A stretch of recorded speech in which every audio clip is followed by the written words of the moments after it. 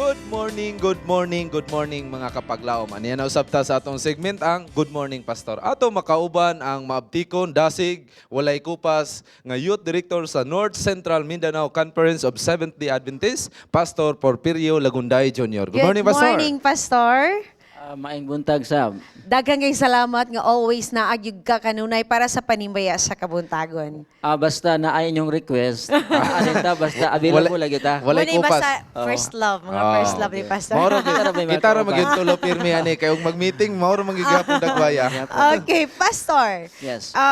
Before ka nahimong usa ka pastor sa Seventh-day Adventist Church, unsay imong process nga giagian? Ay lisod-lisod Sam. Kay ako ang iyahang amahan ani ni Brother Awing Edwin Indino. Aha. Actually mo ay nag-Bible study na ako. Aha. Dito sa Davao, it was in the year 1985. Na-baptize ko September 26. Pero gikan yun ko sa ang panimalay. Assembly of God akong inahan, pero akong amahan, dili Assembly of God. So nabilong mo sa usa ka church, but then human adto gibabustadihan ka, what happened then? After adto na nakuan kining silbi ba nga pag-Adventista nako nahimo gyud ang persecution. And then after the persecution, nag-join ko sa literature evangelism. Okay. After nga nag-join ko niya na niadto ko sa Mountain View College. Pero wa ko kahuman sa Mountain View College. So asa I ka went to nakahuman? Central Philippine Adventist College sa Bacolod. And you took up? Sa mao na siya ang BTH, Bachelor in Theology. Okay, unsa man yung theology, Pastor? What does it stand for? Nindot ginang kwestiyonan na charm kay kanang theology duha man gud na nga kapulong nga gidugtong sa Griego. Ang theos ug ang logos. Ang theos it stands for God and logos mo nang study. So meaning, So, the study of like study. God. In short, Parting dako akan nga scope kay ang karakter sa Ginoo pero ang textbook ni ana mao gayud ang Bible. kay unsa man yung Bible, Pastor? Kaning nganong naan man tay Bible, unsa man gining Bible, Pastor, para mahibaw-an nato sa atong mga televiewers. So mga kaigsuonan, interesting to note nga kini siyang Bible di ra ba gina mabasa sa mismo diya sa Bible sa sulod. Nanay word nga Bible. No. Asa man nagikan ang word nga Bible? Ang pulong Bible gikan kana siya sa Latin nga Biblia. Pero kanang Latin nga Biblia nagderive gihapon kana sa Greek nga Biblos. Meaning, Kanang meaning ana book. book. Dayon ang kanapod nga Biblos nga book gikan kana siya sa Griego nga Biblos nga Peperos. Kana diha ang material nga gikan nga gihimong papel bitaw nga gihimo gisulatan sa mga writing. Nga didto gisulat ang mga sacred writings mao nang ginganlan na siya og Biblos. Pastor, unsa man ka importante ang nasulat aning Biblia para may bawaan gid nato sa mga televiewers, labi na sa uban nga wala pa gid nakabasa sa Biblia. Kay kanang mag-Bible beats ko, mangutana ko kung unsa ani nga muingon pang uban nga bag-o pa man ko gudres kagayan, wa pa ko kabalo. So unsa magyud ang importante nga sulod sa Biblia?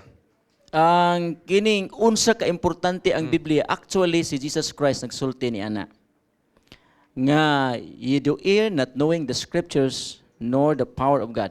Masayop ta kung wa ta masahibalo sa kasulatan o sa gahom sa Dios sa Mateo 22:29.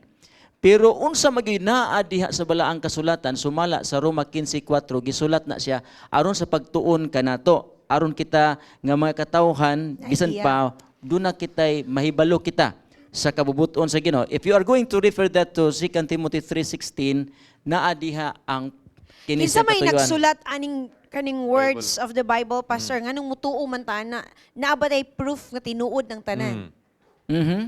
So, nganong mutuo man ta nga anang Biblia? Actually, ang author anang Biblia, ang Ginoo gyud gi-ascribe nato nga dit siya ay author. Pero ang tibuok kasulatan gituga sa Dios, ikaduhang Timoteo 3:16. Pero ang pagtuga sa Ginoo sa Dios ni ana ngadto sa iyahang mga balaang tao. Mao na nga sumala sa ikaduha nga Pedro 1:21, ang mga balaang tao sa Dios nagsulat, nagasulti while they were being moved by the Holy Spirit. Mo na nga balaang nga kasulatan kay nganuman kay lamdag sa balaang espiritu, Balaang espiritu. mga balaang tao nagsulat. Mao na So, siya. Pero naay mga tao nga mahadlok mo bitbit og Biblia, ngano man na, Pastor?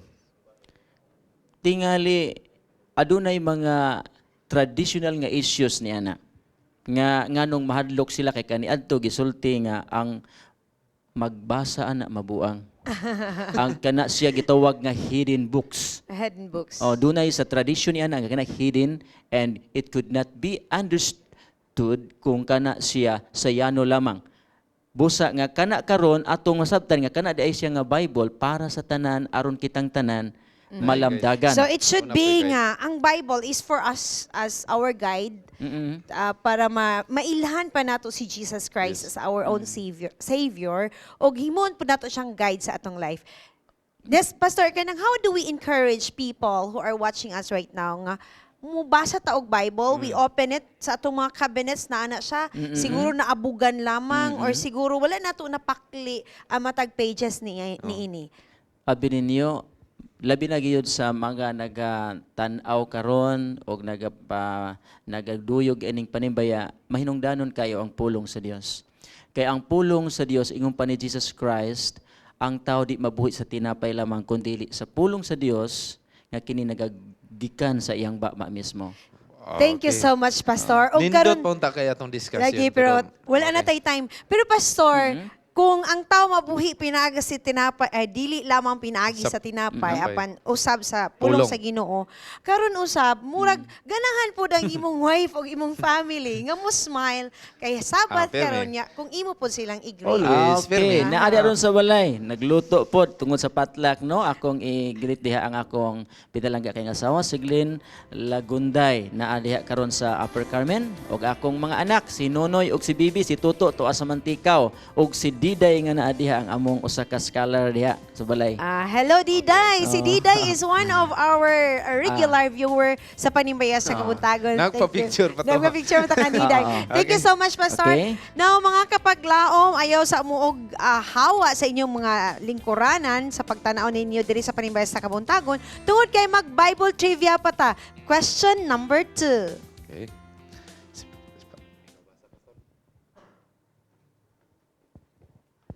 Okay, according to the Bible, Noah's ark came to To rest. at what mountain?